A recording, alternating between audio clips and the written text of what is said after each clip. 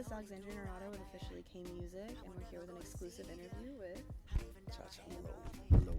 We want to talk to you about how you kind of grew up in the States with a little bit of a mixed ethnic background. Mm-hmm. What were some of the hardships you faced, especially in the music industry, like starting out too with that kind of a background? Yeah, well, I could say throughout my whole life, there are hardships being mixed because you don't really have a certain group to fit in. So I always battle with that. But music, so I'm in Korea and whatnot,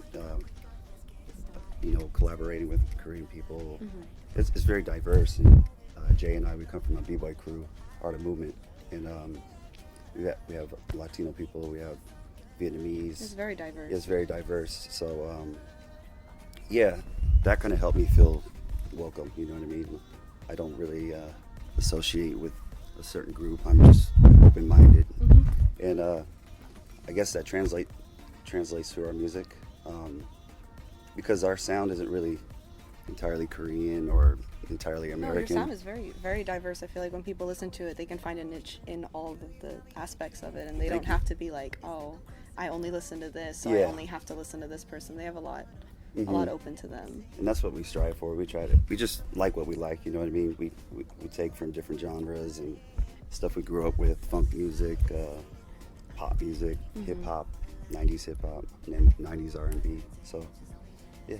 So we know that you have a background with illustration and other forms of art. Did you incorporate that in your music, or was it you started this and then the creative side of you was just like, maybe now I'll try this? Yeah, that's crazy because art was kind of my dream. Like, as a child, that was kind of the first thing I ever did. I started drawing at like 2 years old, and I had the dream of being a cartoonist or an animator. But once that became kind of like, once I went to school for it, it's no hate on the school. It's just it became a task versus just for the love. And I found myself always making music. I grew up, my mom used to sing, so I grew up around her, playing Motown music, stuff like that. So I'd play on the little keyboard too. So I was doing both, but I thought art was a little more practical than becoming a producer or anything like that. And now here you are. It's crazy. But it's been a long road trying to figure things out, but I think this is my calling to be a producer and whatnot. I think many people would agree with that after listening. So you have many noted awards, especially for your albums that went multi-platinum.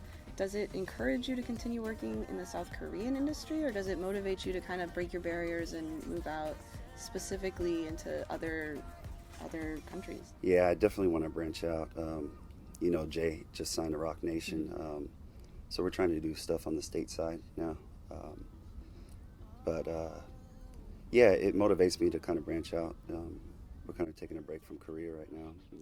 We'll always have that kind of home base to do Korean music, but U.S. is kind of the focus now. Okay. Yeah. So you've worked with so many different influential artists like Jay Park, like you've been saying, and provided such great productions. What would you say is your favorite collaboration since the beginning?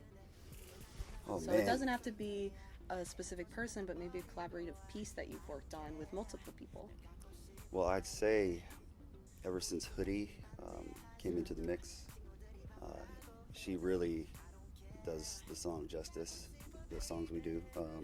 So I'd say Solo or Me Like Ya, All I Want to Do. It has Jay on it, it has Hoodie on it. One of the songs has Loco on it. I found myself enjoying that collaboration with all those artists. Okay. So you've been to South by Southwest before, including last year. So what do you hope to achieve from this year at South by Southwest? Anything different, or do you just always want to engage with fans? Well, what's great about this time around is we actually have like the whole squad of Higher Music, and that's the first of its kind. Korean artists, American artists, in one label, and I don't think anybody's done that before. So it's very groundbreaking for me to see that happen, and we already have people lining up outside. It's a really good feeling. Last year I did a panel, so it was a little bit different. But I always have a good time at South by Southwest.